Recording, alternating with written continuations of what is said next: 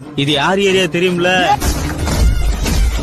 பின்னாடி சுண்ணாம்ப தடவி தொண்டைக்குள்ள கைய விட்டு ஈரக்கொலை அத்துப்பிடுவாங்க.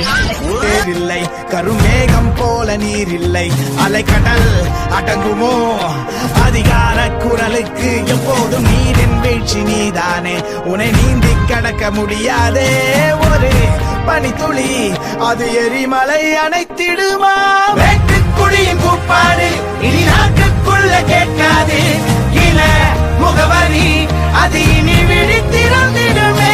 வெட்டுக்குழியின் கூப்பாடு இனி நாட்டுக்குள்ள கேட்காது, இள முகவரி அது இனி விழித்திருந்திடுமே.